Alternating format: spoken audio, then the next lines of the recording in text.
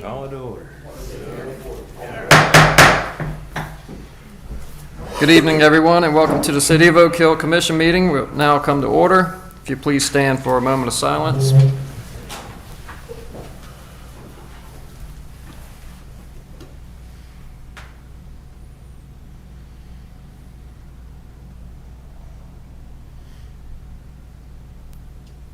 I pledge allegiance to the flag of the United States of America and to the republic for which it stands, one nation, under God, indivisible, with liberty and justice for all. Roll call, please. Mayor Taylor? Here. Vice Mayor Patagano? Here. Commissioner Hyatt? Here. Commissioner Warning? Here. Commissioner Johnson? Here. Also present, City Administrator Janet Shire. All right. Right one. Agenda modifications. Is there any modifications need to be done? This is the opportunity to do it. To move or remove items from the agenda. Nothing? Okay, none at this time. Presentations. We have Lee Fox here. I gave you all in your packet all the things I could find on IT. I gave you our contract with Lee Fox. I gave you some of the policies that have been adopted in resolutions and everything. But I asked Lee to be here tonight to just kind of walk you through things. I know there's been some issues about where is the server or what, Yeah. what services that Lee provides. So. Sure. So I guess I'll just go over everything, and then whatever questions you guys have, we'll go over and do that. So I guess to start out, the city data, all the original city data is stored right here in-house in Janet's office. There's actually a small little box. It's not like a traditional server where you have this huge box sitting in a room somewhere. It's actually about the size of a toaster. And it sits in Janet's office, and it houses all of city data. It's always been that way. There's that server I think we bought back in, or you guys bought back in 2016 or 17. So it's been the same server. It used to be a lot louder. That's a lot quieter. We have a backup policy, which is part of one of the policies that she had given you. I think it was resolution 20. One of these. 2018. Yeah, 2018.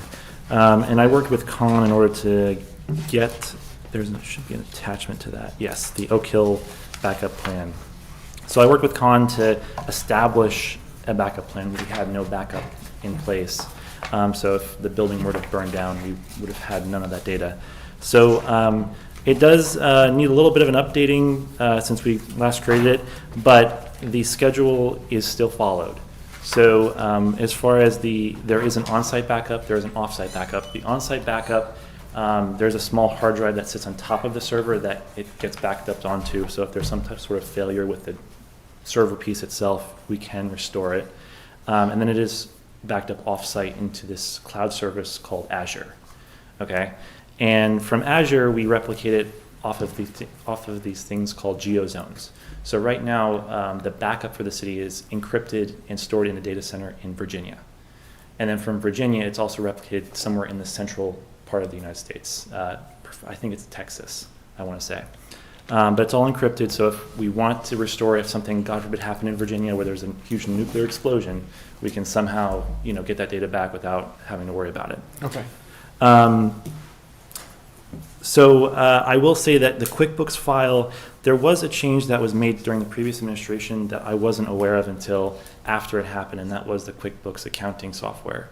The QuickBooks accounting software was moved off-site with, I believe, to an accounting firm or something of that nature. I don't know if... James Moore. Yeah, James Moore. So I'm not sure of that situation.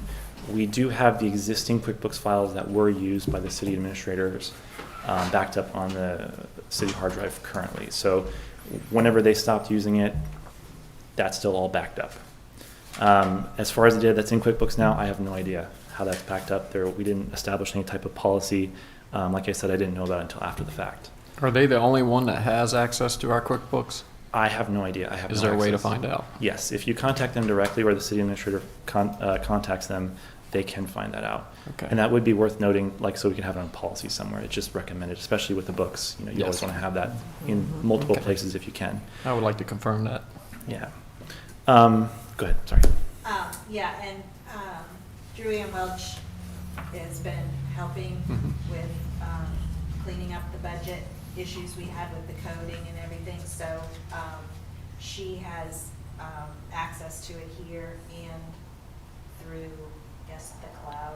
Yes. So I will find out about the backup for that, if they're doing it over there or if it's through the cloud or whatever. Yeah, it might be worth noting that. I know that I have read almost all the way through all of these policies, but there was one fact, and I was trying to find it. I don't know if it was one of these that I was given or not, that the city QuickBooks file had to be accessed on site. It couldn't be accessed off-site. City files, original files, couldn't be accessed off-site. They had to be on-site. So I'll have to find that and then. Which would be a huge problem because I have James Moore working on things. Mhm. Correct. And in most cases, you usually have a policy that says outside contractors have certain, limited access, but there is no policy in place, so we need something in place, Okay. at some point. And I'm not trying to tell you what you need to do all the way through, but just some of the things I've seen over the years that have concerned me.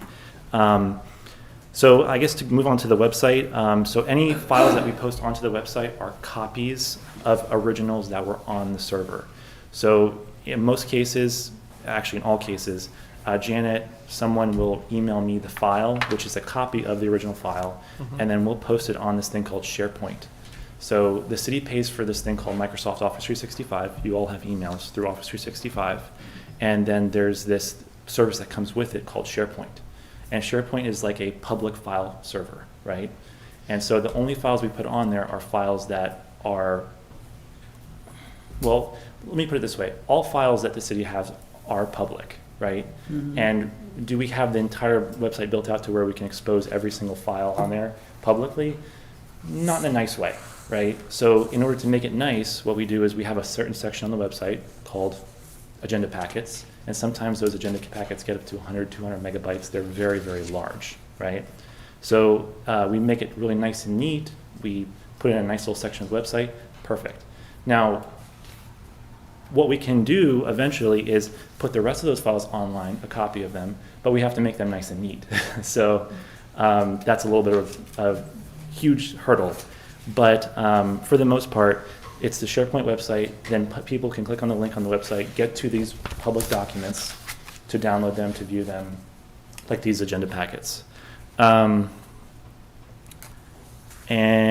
I guess the next point I had was, I guess next steps for that would be to move kind of the server to an online place so that you don't have to spend all that money on backups, because obviously Azure, those local backups, technically the local backup that's on site is supposed to be put in a safe.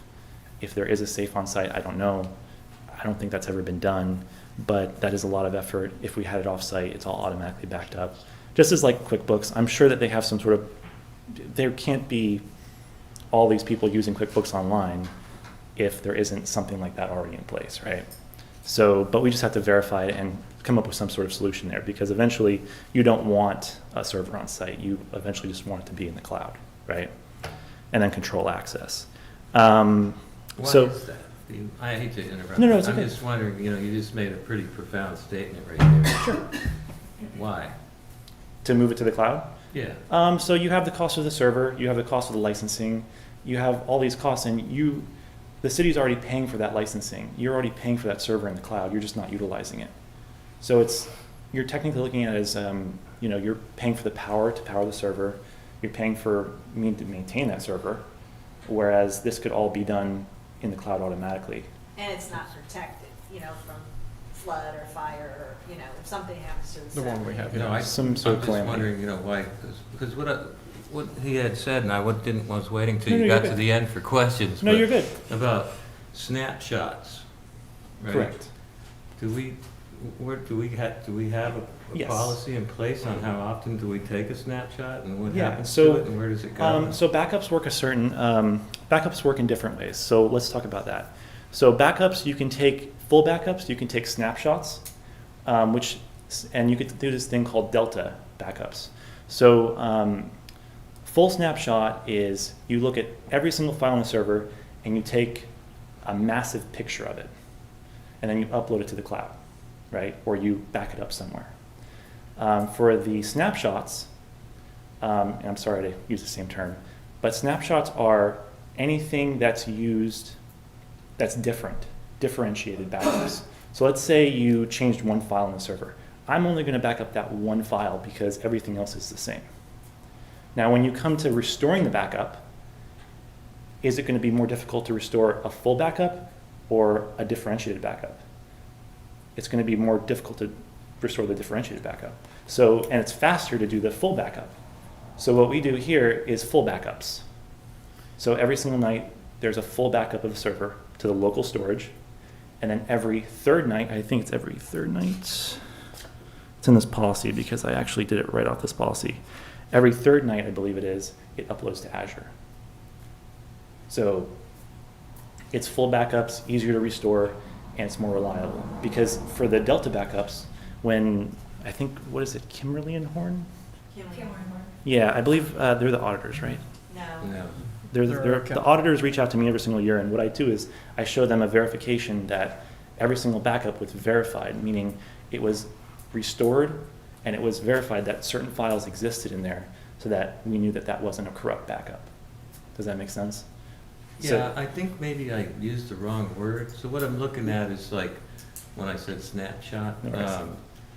So what I'm wondering about is when, like say, like if we had a policy in the city here that, so once a year, we want to take a picture of the server and we want it to be frozen in time. So it's not going to get overwritten later. You know, it's like a document that we keep in case of an investigation or something like that. Yeah. We know exactly, you know, it's not like something like, you know, how video, you know, when it fills up, Yeah, it starts correct. It writing goes over back in a itself. circle, yes. You know what I'm talking about? Yeah. So that's what I meant. You know? Yeah, so I guess I could relate that to the full backups, and we retain those full backups for a whole year. So as the change, so like let's say you made a change today, you would, we've never deleted any files from that server, which is another point I'm going to bring up here in a minute. We have no retention policy. So if you created a file back in 1984 on that server that was there, you're going to see it on today's server. Now, I think what you're trying to get at is, let's say I modified a file, and then I want to go back 3 years and see what the original version of that file maybe was. At that point, it would go beyond the scope of the backup, which is just 1 year. And that server can be accessed remotely? No, it cannot be. So it can only be accessed locally, which I don't. Meaning inside this building? Inside this building, and inside this building by people that are on a certain network inside this building, because we've actually made it a little bit more difficult than when I first got here. And the stuff that's on the cloud, I guess, or Azure? Or, So it's- that's something that it's just a password, or? Well, so it's only accessible by me. We were working on, with a previous administration, getting it set up so that there's some sort of, if I happen to Something happens to explode you. miraculously, but that never really came to fruition, and there's not really someone that, unfortunately, you can't put a password in safe, right? You need to have the Authenticator app, you need to have some sort of phone number associated with the account, stuff like that. So we never really got that far. And as you can imagine, that's kind of difficult to set up to begin with. So when that process started, we lost that person, and now we have a new person. And yes. And that person has no IT experience. I think your previous city administrator, that's what his experience was IT, and that might have been something that he wanted to get more involved in. Yeah, so it's definitely something I've explored, and there are third-party companies out there, like, just to name one, I've worked with in the past, Iron Mountain, where you could back up this data and then you could have third-party access. So let's say the state came over and took you guys over, or county came over and took you guys over, they would have access to those files without some sort of exchange of information, per se. But there is a large cost behind that. And aren't there state requirements for data retention and like? Correct. It how depends on what often you the, have it to depends back on things the, up and- yes, there is. And it depends, not on the data backups.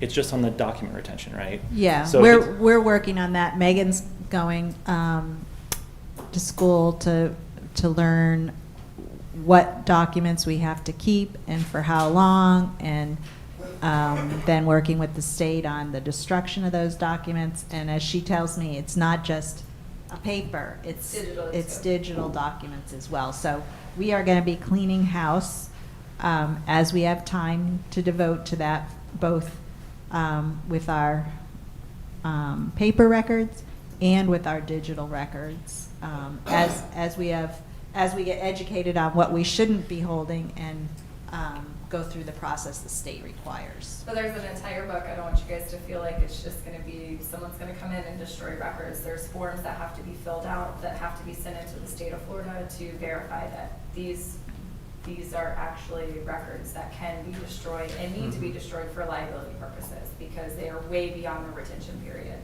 which I'm sure he's Correct. knowledgeable in those areas. What about the details in the log files, you know, like this person accessed this file on that Correct. day? Yeah. We So, have all that. right? Yeah, so those are kept forever. So as long as the server lives, it's there. That's as far as we can go with it, unfortunately. So if the server dies, we lose that log record because there is, and that's another motivation to move to the cloud because they're managing that, and then we're just making sure that the retention policy is there, if that makes sense. The one that I have at my house, it's a QNAP, you know that company QNAP? And it has like 4 12-terabyte drives Oh, yeah. in it. And like if one dries, Correct. you just kind of yank it out and stick another one in there and it repopulates it and off you go, you know? Correct. I try to get all my drives at different times so they don't all come from the same batch, you know, so they don't all fail at once. Correct. And so you have a RAID cluster. And the only thing that doesn't protect against, and back in the day, that was the big thing, is you had a RAID cluster and you'd have 10 drives that all had that same information, so that if one failed, you just pull another one out and you put one in. The problem with that is if the house burns down, you lose all your data, right? But you would with any, no matter what kind you had in there. Well, correct. Physical on-site storage always has that vulnerability, right? So if Right. someone comes in and steals the entire computer, that's it, right? So that's why. I was just saying that because you No, said no.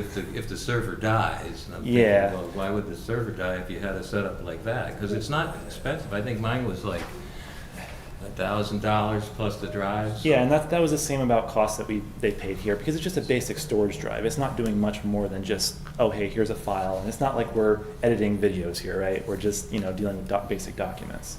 What I mean by that is, let's say there was the roof sprung a leak, the building caught fire, stuff like that where you really can't control it.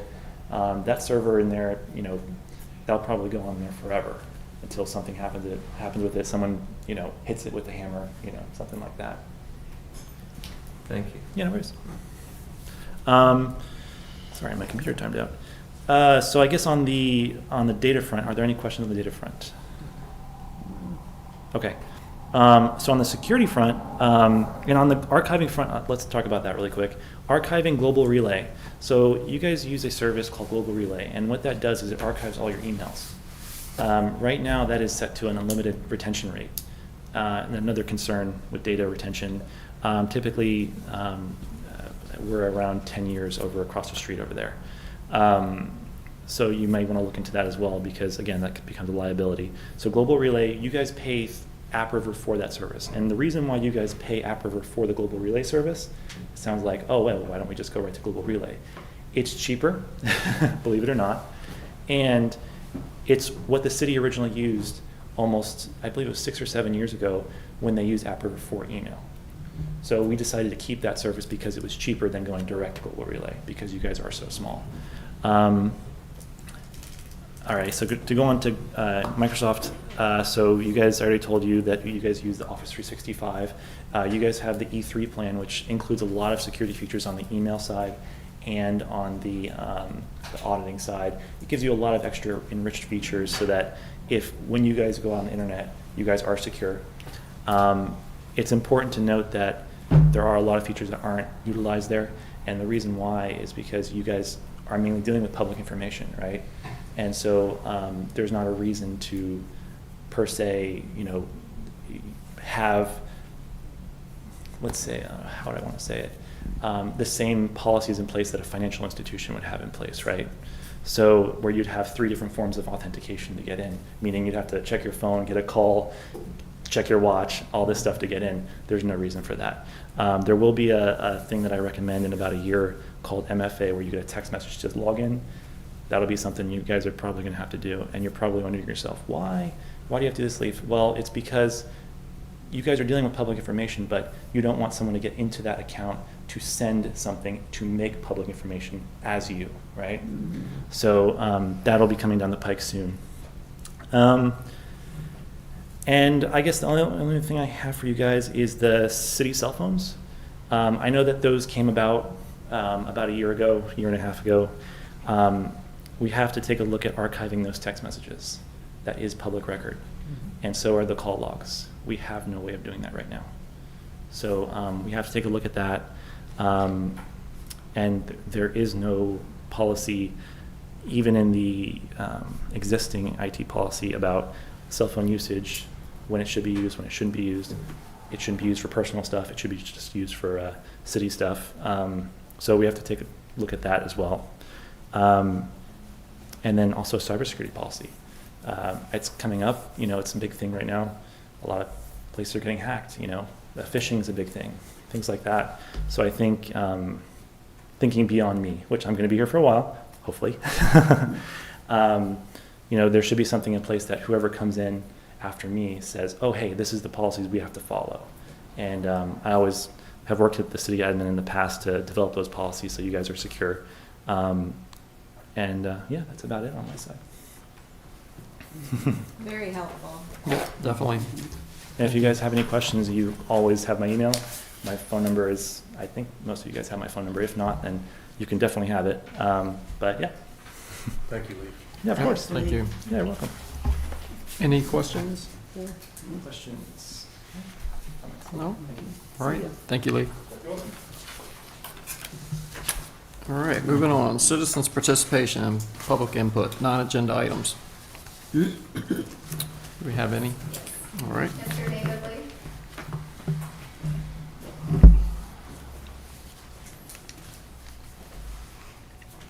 I've had State your name and address. David Lee, 130 North Putnam.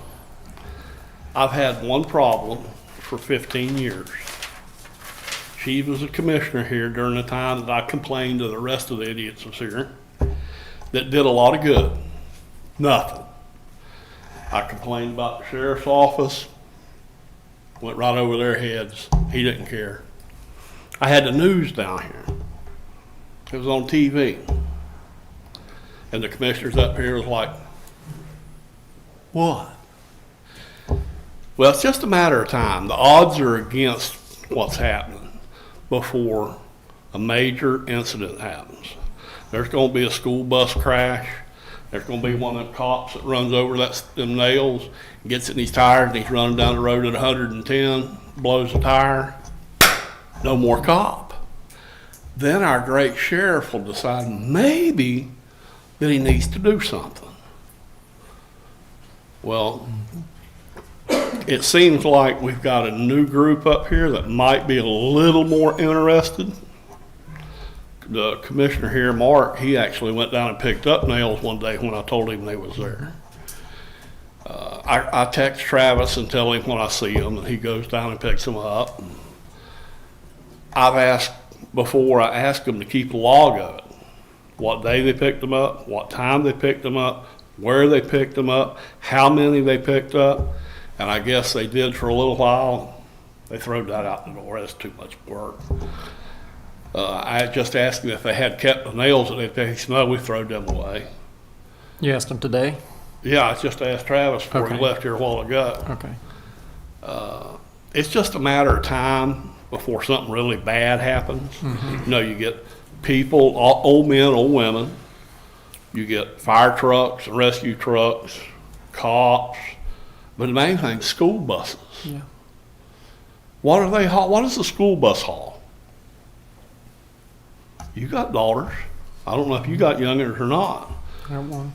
But anybody that's got a youngin that's on a school bus, that's the most cherished thing in the world. And because we have a family of cowards that lives in this city, they do that. Their main objective, and I still believe it is me, and if they'll make them do a paperwork on this, where they pick them up, how many it was, where they was at, what time they was, you'll be able to see that they followed me around wherever I have to work in this city. And the king and queen of this city don't run it no more, because we've got 4 of the 5 commissioners changed that they used to run. And hopefully the 4 of y'all will decide that something needs to be done, because it's apparent that the sheriff's department ain't gonna do nothing until something bad happens. And then he's gonna wait till the bad happens, and then he's gonna point fingers and be on TV telling everybody what he's gonna do and how big a dirt bag everybody is. But in the meantime, he ain't doing nothing. When was the last time you seen Nails? I called Travis the other day, I forget the date, and he went and picked them up. Last week. Okay. Didn't he bring them in and show you? Yes. Have you got proof of that, show him what they had? He has a thing he rolls and No, did he bring them in and let you take pictures of them, or We took pictures, yeah. can you show them? Well, I don't have it on my camera. He has. Oh. Yeah. Travis has it. We'll- But yeah, we'll pull 'em there's- up. There's lots of nails. I mean, There's no and- doubt and- about it. And for what? I mean, if you got a beef with me, I live right down the road. I got to. Knock on my door and I'll come right outside with you. I ain't bashful, I ain't afraid. Mr. Lee, how many times has it happened since I've picked them up? I mean, God I haven't heard knows. from that day. I haven't heard. Oh, they've been there.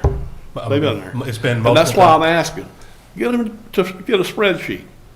The day they pick them up, the time they pick them up, where they pick them up, how many it was, what kind it was. That way you got something to work with.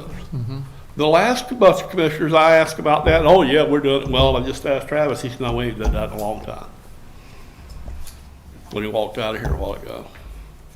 You know, I mean, something's got to be done somewhere. Eventually, the obvious is going to happen. You know, I've drove trucks all my life. And when you have a front tire blowout on one, you're along for the ride, baby. And the only thing that's going to help you is the seat that you suck up your behind and God Almighty. 'Cause I know a lady that put one in the ditch on 44 when a front tire blowed. By the grace of God, the only place that wasn't destroyed on that truck was the seat she was sitting in. Now imagine that if it was a busload of kids. We're going to work on it. I promise you. You know, and I've asked and asked and asked. It's been 12, 15 years that this has been going on. And the last group that was up here was about worthless, the whole bunch of them. So hopefully we got somebody in here now that'll try to, I know the city's broke, so, but they can figure out some way. I actually got the sheriff's department in here one night, he was standing there and the lieutenant stood up and says, I want to introduce so-and-so and so-and-so that works for us. He's got really sophisticated cameras that he could put up and hear and listening equipment. And I said, boy, ain't that friggin' great? I said, the coward that's putting this out sitting right behind you. They never done nothing. Zero. But like I said, one of them boys back there, like poor fella back there, works for a living trying to feed his family.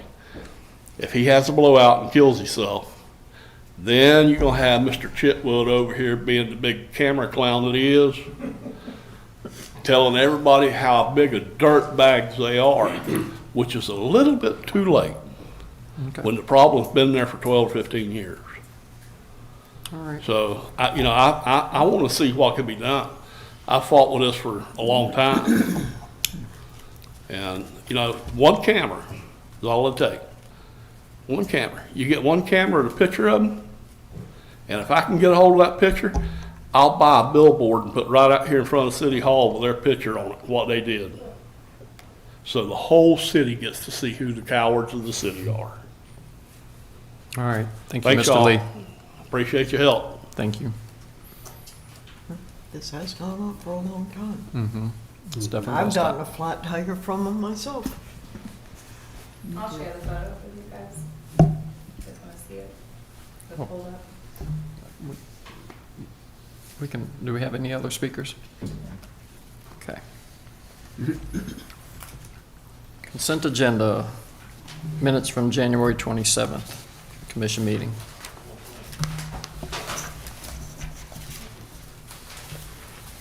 Motion to approve. I'll second it. Okay. I didn't see anything that was We got off on it.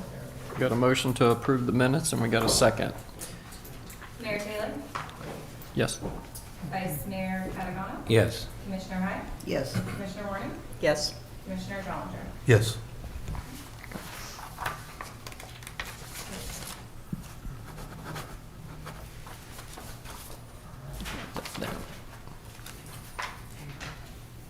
City Administrator, you have the floor. Couple of follow-up items from the last meeting. The mobile homes in between South Street and Ham Street. We met with after the last meeting, I emailed the county administrator, and that same morning, 2 code enforcement people from the county showed up here at City Hall. They went out and looked at it. They said they've been trying to get the power disconnected because it's county property, and that they were working on getting a demolition permit to get those trailers out of there. What's happened in the meantime is the property is changing hands. So the purchaser is actually going to be the one to demo and clean up the property, and that should happen hopefully fairly quickly. I think they're closing on it soon. And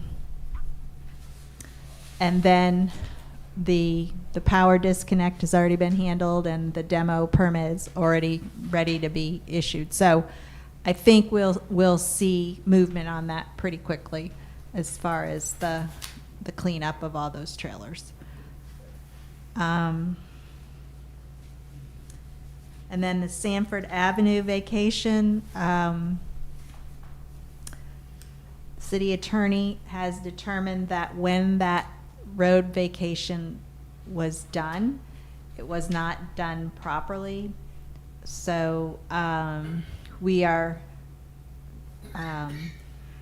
going to be doing it over. Mead and Hunt is working on the sketch and legal that we need to put in the ordinance to vacate that road. So once that's done, we'll put it in an ordinance, and a resolution. And we'll get that on an agenda so that will be properly vacated. And that's, we are maintaining an easement because there's a ditch back there that we still need access to. But that's a little piece of Sanford that's off of Nancy. So that's that. Opening day for the baseball season, I haven't heard a lot about what's planned for that day, but I wanted to at least get it on everybody's schedule. That's set for March 1st. Has the Oak Hill Sports Club given us the schedule yet, since they got their opening date? I think they're still working on some issues with the New Smyrna Club. It's a larger issue, but they've been working with our Public Works crew to notify them. So I think we've got it all handled as far as at least to get that opening day done, and I think by then they'll have the schedule. And I think we all were invited to the open game at 9 a.m. March 1st. I have honor card coming there from the American Legion to do flags again. Well, they might have to be out in the field and shake hands with the kids and all that. Neat. Good deal. Yeah, and I guess they have a lot of teams this season. Fun thing. March 1st. I'll try to put it on your calendars. We have a new Public Works employee, Brandon Kent, who started February 3rd. This is the position that we created earlier in the year with that budget amendment we did. So it's a full-time position, and it's definitely going to be necessary, because if we're going to do more stormwater work, and we've got a lot, Public Works needs to do a lot of office things that haven't been going on. They don't have an office in their barn, but we've created an office space here at City Hall. So they'll be able to keep the records that are required as part of the NPDES permit and that sort of thing. So that'll pull Travis away doing a lot of the administrative stuff, so at least we'll still have a full staff. So, That the same gentleman we had once before? yes, Brendan? yes. Just to let you know a little bit about something I've implemented, the Technical Review Committee, which is comprised of everybody who looks at new development for the city. So you've got your planning consultant, your engineering consultant, the fire marshal, Roger Smith with the county utilities. We all meet now the first Wednesday of every month in the afternoon. We just had our second meeting. And those meetings are open to the public, not necessarily for participation, but you're invited to listen in and observe. We did have a few residents who participated in one of the items, Oak Bridge Colony. They had some concerns on stormwater and gopher tortoises, so we had the developer there to answer their questions and work out concerns. So these meetings have really, I think, they'll be helpful as we get more into the new developments. And then anybody who wants to come in, we had somebody on the agenda who wants to annex property in for a potential new RV park. So they get a chance to come in with what they want to do, talk around the table. Where's the water? Where's the sewer? Any issues they'd have with development before they hire somebody to draw up their plans. What's the date and time of that, please? The first Wednesday of every month. They start in the afternoon at 1:30, depending on how many individual meetings we have. And then just to let everybody know that we did get the FEMA damage inventory assessment done. Tasha and Travis have been working on that, and that was submitted in time to meet the deadline for FEMA. So on the Hurricane Milton damages, which were mostly storm debris, the monitoring company for the storm debris removal, some roof damage, and a road at the end of Halifax. There was a little bit of a road issue, right kind of before it makes the turn. On the curve. Yeah. So we got all that submitted to FEMA and met the deadline to be able to at least be hopefully reimbursed. We don't know when that will be. And then we also learned through this process that the state has an assessment survey that you have to complete every year. It's a risk assessment survey. So this document that you complete tells FEMA how much of a risk you are for addressing emergency things like a hurricane. So we don't have a lot of policies in place and things that if we do get those, we will be a better risk for FEMA, and we won't have to jump through so many hoops to get reimbursed or wait as long to get reimbursed. So we'll be working on that as things go along to hopefully get ourselves in better position to assure that we'll get reimbursed and in a timely fashion. That's all I have on that. Okay. Very good. I do appreciate everything you do, Janet. We all. Yes, yes.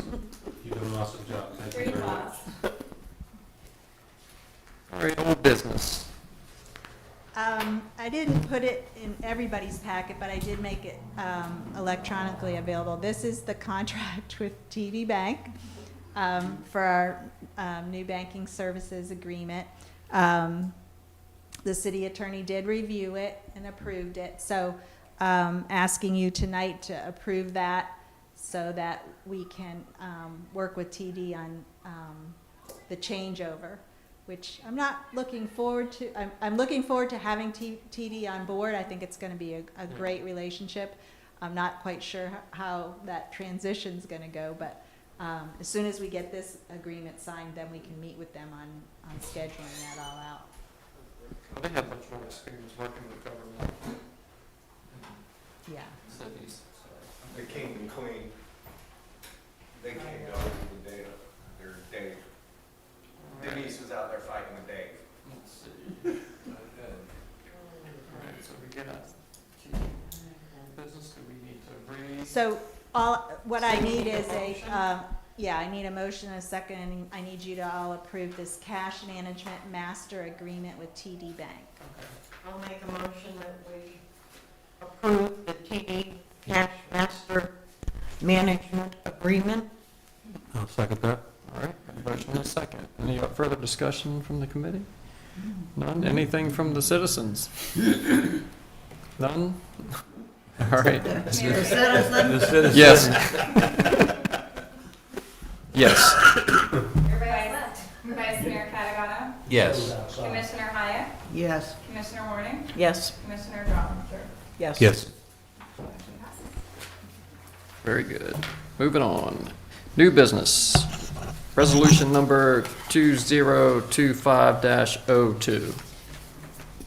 Yeah, let me read this into the record. A resolution of the City Commission of the City of Oak Hill, Florida, approving Budget Amendment Number 1 for the fiscal year 2024-2025 annual budget, providing an effective date. This, if you remember, I think it was the first regular meeting after I started, I came to you with an amendment, some things that were left off the budget and some things that were put in that I didn't think were necessary. So Right. this is something that's required to officially amend the budget. So Okay. I just need a motion. I'll make a motion that we accept Resolution 2025-02, resolution for the budget amendment for 24-25. Okay, I have a motion. Have a second? I just have a question. Yes. Can we go ahead and vote on this without the, discussing the things that I sent to you, Janet, with the questions? Yeah, I can go, I have that to go over next. It has nothing to do with this Has amendment. nothing to do with the prior amendment, I know. Okay, I'll second it. All right. Linda seconds. Any more further questions, comments? Any comments from the citizens? None at this time. Go for a vote. Mayor Taylor, Yes. Vice Mayor Catagano. Yes. Commissioner Hyatt, Yes. Commissioner Warning, Yes. Commissioner Dodd. Yes. Motion passes. And I'll just take a couple of quick minutes to go over the questions that Commissioner Hyatt had asked on the specifics on the current budget.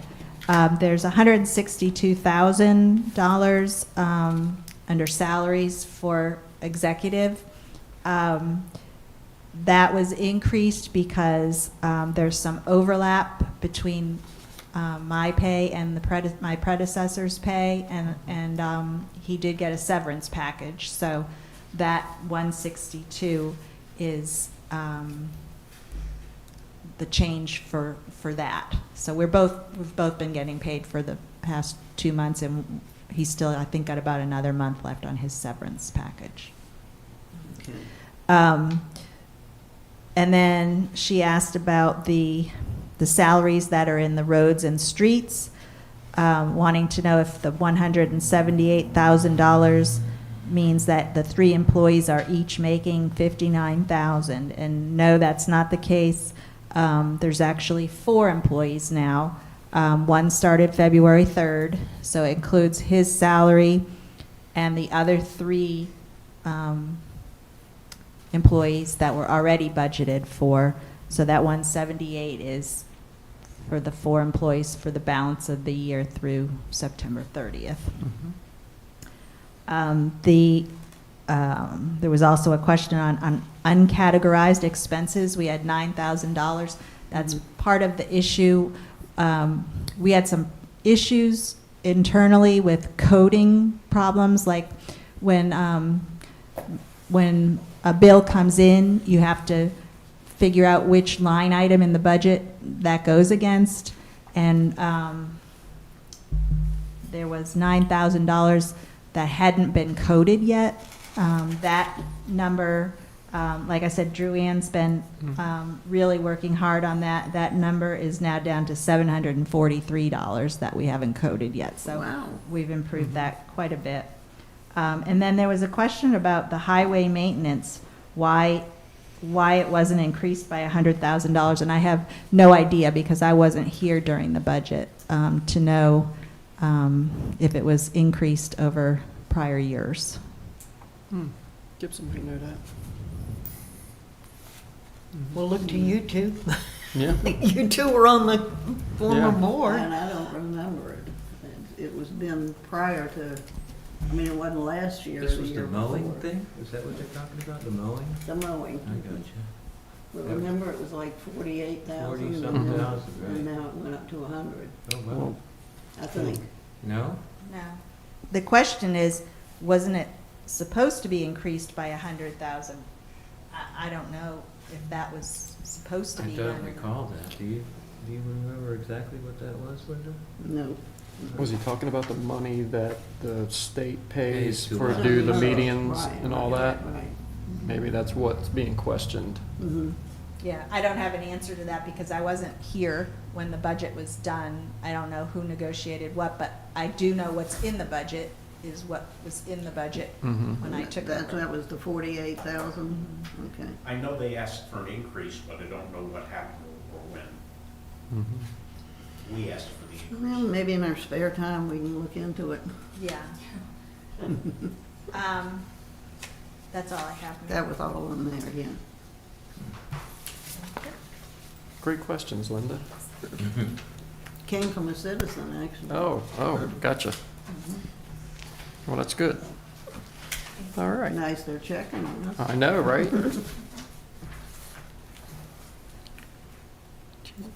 Resolution. So we have a motion. Yep. Were you gonna second it, Jen? No, Linda? we already, I had already I asked. did. yeah, she was just commenting Oh, on the okay. email from a citizen. Okay, sorry. Okay, city goals. We have customer service improvements. I don't have anything further on those tonight, just that we're constantly looking for ways to improve our customer service and our employee training and education. You know, I've told you the staff has gone to both city clerk training. We're hoping to have money in the budget for Megan to attend a business tax receipt seminar that will help us get on track for what we're supposed to be requiring for the business tax license. And they're also working, right, with, and Travis will be, like I mentioned, going to school for stormwater. And they're also gonna do some additional education on spraying, like for the fields and stuff. They have to Right. get certified in the, Yep. what they can spray. So we're using that training budget this year. Good. Awesome. That was great. Okay. Moving on to comments, concerns from the commissioners. Anybody have anything to share? I think I've used it up. Yeah. I got contacted by a citizen today, David Robertson, namely, and he's not happy with the speed bump on South Gain Street. He thinks it's way too aggressive. And, you know, just, he says you have to come, he goes over it, say, 4 or 5 times a day. And, he thinks that it's too aggressive, and I The agree one with out him. by the school?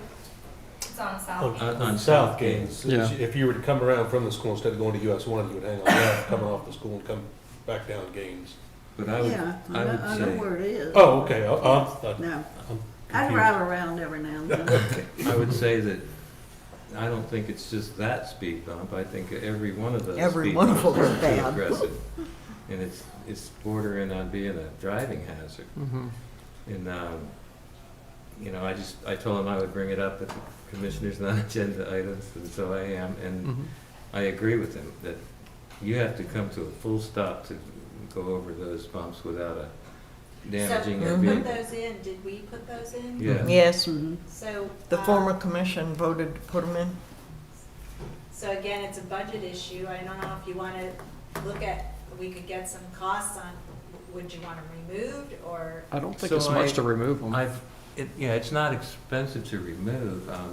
They're held down with nuts and bolts, and they're like plastic things. And I remember Mark Bell talking about the fasteners Mhm. and all that. Mhm. But so, what I'm thinking on that, and I asked David about this, and, you know, he's a very sensible person too. And he's not looking to just eliminate them. And I said, so what's good? You know, what would do? And I said, I talked to him about the little rumble strips that they have when you're coming down 5A.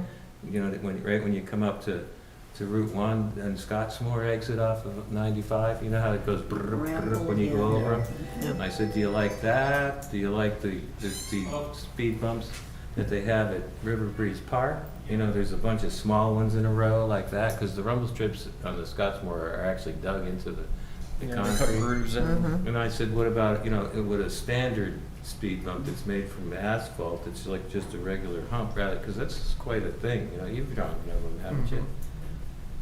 It's quite a thing, to, you know. and- You stop before you You go have to over them if if you you don't stop. value your vehicle. Right. Well, I guess we would need to know if you want them removed or if you want new ones put in or something else done, and which ones. It would be a budget. Right, You know, we could look at it for next year's Yeah. budget. good. That's- Maybe put that on the discussion and get some prices or something. I think that's reasonable, yeah, and that would just, you know, probably satisfy him too, that we're trying, you know, we're looking at it, and we're taking him seriously, and we want to do something to fix it. I did get a call from a resident that lived on the corner there.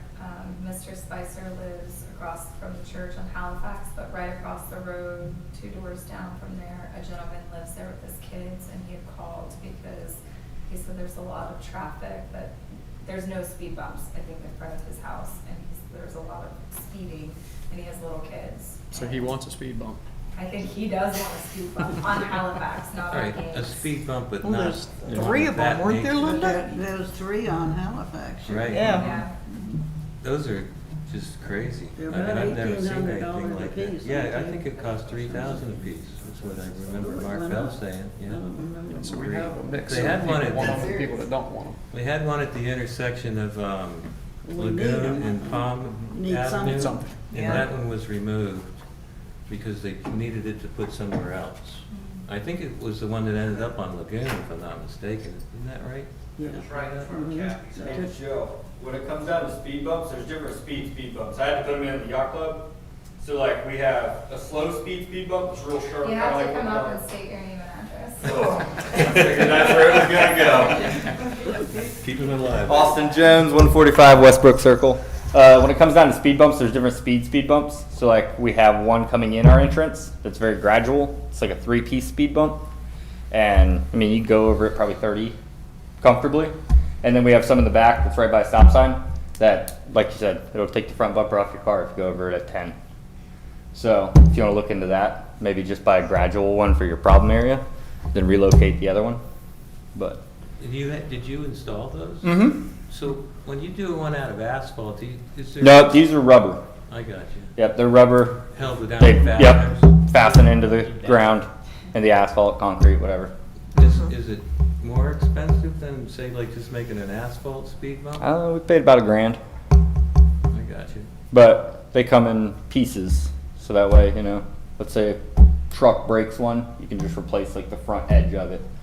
Where, you know, They have- asphalt one, you're replacing the whole thing. They had plastic ones or rubber, like you're saying, Mhm. at Indian Mountain Fish Camp, and it looks like they have replaced those Yes. with actual asphalt. Mhm.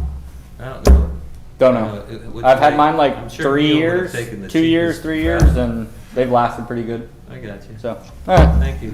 Thank you. That's all. Okay. Anything from Mr. Mark? Nothing. Anything, Carrie? Yep. Can I ask a question? Sure. When we decide we're gonna do charging for the parks and everything, that's not gonna affect like the garden club or the Friends of the Library or any That of wouldn't be those up to us, local that would be up groups. to you guys. Because they're city groups. We'll bring it to you, and you all will vote on it, and then we'll just implement it. Okey-doke. Couple of things. I went to the Oak Hill Community Trust meeting, and coming out that evening, it was extremely dark. As Linda and I walked down the sidewalk, I had to turn my flashlight on the phone to light it up. The lighting is extremely poor there Where is this? at Mary Deweese Park. Mary Louise. At Mary Deweese, and you got a lot of elderly or older people that are going in and out of there at night, Somebody and it brought would this up be, before. I'm there too, Linda, it's okay. I'd like to see us put a dusted dawn light somewhere in there to light it up, the little bit of us Where Solar- were you? Like coming out of the building? or- coming walk out out to the walk door. down that walkway, to walk out the main The gate. sidewalk there? When you walk out the door, there's a light there, but it But doesn't do it- much good. It's just a solar light. It You comes on literally when you're can't there, see. And then it quits. But it's a safety I've issue, talked to Mark and about dusted it. dawn lights are cheap, and we can put one in really easy. The other thing I got a question on is locks on the gates over at Mary Deweese. We got one gate that's locked, and 2 other gates that are unlocked. Why do we waste our time locking a gate if we're not gonna lock all of the gates? So, you know, Great question. it's either all or none. So I think we should start locking all of the gates if we're gonna do it. And the other thing, I mentioned it to. Jeff has a comment about the. Okay, locks. go ahead, Jeff. You're talking previous Guys, state your administration, name and address. 196 Westbrook Circle, Sir Bracy. She got you. Your previous streets and roads guru Be nice. put the locks on the gates because he didn't want them running over the grass. My wife runs oodles of parks for Volusia County, 3/4 ton trucks, half-ton trucks, all day, every day, 7 days a week. That park's been there for 100 years. Everybody in this town has drove in that park, out of that park. One person gets hired to this town, he decides, not the administrator, he decides he's gonna close the gates. Just like the cemetery, when I'm on a roll. 94 to 2000, it got mowed. It got mowed from 2000 to 2011. 12, I come back, they didn't mow it. Oh, they don't pay taxes. But they're residents, they were residents. They still have family members in this town. Courtesy of the city, we mowed saints and sinners, escorts going in, around the outskirts of the cemetery, the same way when the Oak Hill Cemetery. That's one of my pet peeves. We kept it, we didn't mow around the stones, that was the cemetery association. We did the outskirts. Somebody comes to town, comes to work here, he stops it. I don't like it. It needs to be changed back the way it used to be. 20 minutes at most, they could mow that outskirts of that cemetery. Same way with saints and sinners. Funerals would come along. We'd roll the road going into saints and sinners and around the outskirts of that cemetery because the people live here. The loved ones still live here, and they also pay taxes. So I'd like to see that. I'd like to have them gates back open. What good are gates? The thieves want to get in. Gates don't mean nothing to them. It only keeps the innocent people out. Just like you ladies trying to walk in and out of the park. Toting, Ladies of the garden club would Ga- thank garden you very club. much. Right. The ladies of the garden club, the ladies of the trust, We can't drive in the with ladies of all Oak the Hill, ice period. and The heavy stuff we have to carry. The stuff that you have to carry. We had barbecues, we had benefits out there. We always drove in there, unloaded the stuff. Was no problem. It wasn't the people, the vehicles running on the grass, it was the trees. You know, there's certain trees that keep the grass from growing. Common sense. We don't have that anymore. We need to bring it back. So I want to see them gates open, please. And I want to see the cemetery start being mowed again, please. Thank you. You can take Someone that off did your have dad. to open the gate to let Santa Claus in. My dad had to drive Santa in, and that gate was closed the day of our Christmas parade. It was kind of annoying because I had to go chase someone down to get the gate open, so I agree. There's no reason to have it locked and keep people from driving in when you have birthday parties and all kinds of things. Even the They come in walking there and gate drive had a in. padlock on it. Yeah. It has a Robert said I padlock. can't Yeah. walk that far. Because of the restrooms. Yeah. People at Yeah, night. but what good is that if the other gates that go into the park, they can go through those, they're all open, They'll climb the fence. they're unlocked. So Mayor. that's my point. We'll have a You mind workshop if on I the gates. And amend one my other quickie comment? thing. Go ahead. When she's finished. Okay, I one just- other quickie thing. I mentioned this to Janet about the pickleball court. You want me to share that with them or? Sure. Okay. We had the residents who wanted to know about a pickleball court. We have a concrete slab over at Mary Deweese Park that used to be a handball court. It measures out 44 by 77. Pickleball court only has to be 20 by 44. We've got a slab there, so it shouldn't require a whole lot except for paint and buying a net and the poles to hold the net up. I'm just saying it could be a cheap way for us to turn around and maybe put one pickleball court in and then see how used it gets. And if it gets used a lot more, then maybe look at changing the tennis courts. But it's just an idea that, you know, we have possibility there. I like that idea better because I do see people use the tennis courts from time to time. So having both courts, I think, is a good thing. You know, maybe we could, have a paint party. Basically, it requires painting, the Well, thing. that, Devin's. Yeah, it's not complicated. Well, when I looked up the information, it didn't say anything about having a special surface.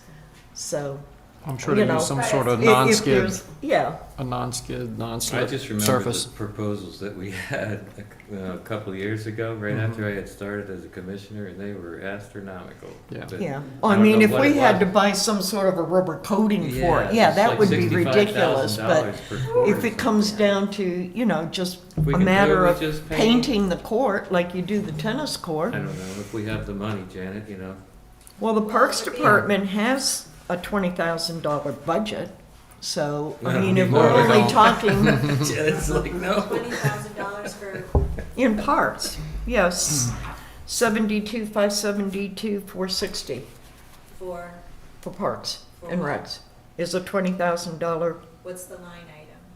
that's the line item, 572, 460. And what's that? It's What is parks and recs, for. Maintenance? Huh? No, it's not maintenance, it's just for improvements to parks and recs. I can look at that, but my feeling is that if we're gonna do an improvement like that, that we go for an ECHO grant, because then we're paying half the cost instead of paying the full cost. Right. And I'll get with the people, I know there's two people, one teaches pickleball, who lives in Lagoon Mist, and one lives in Indian Yeah, we do have a lot of interest. States. And, yeah, I mean, Okay. Edgewater is spending Yeah. over $1 million on 10 to 20 courts over a period of time in a stadium. Yikes. And New Smyrna just added about that same amount of courts. Pictona and Daytona. You talk about economic development. If you had a Pictona on this side of the county, they have people from all Yeah, they'll over the come. world there all the time playing pickleball. So it's definitely something for your aging population, and it's, you know, when I asked about the ECHO grants, they gave me 3 different cities, Edgewater, DeBerry, and I think it's one city maybe, who are doing ECHO grants for pickleball. Holly Hill has one too. Yeah, beautiful. That is facility. Holly Hills is Holly amazing. Hills. Remember we had Yeah, that we went League there. of Cities Yeah. meeting there? That was crazy. I mean, That's it was quite a facility. Yeah, played there. It's Well, all we didn't want to over get a big the world. conversation. You sure did. But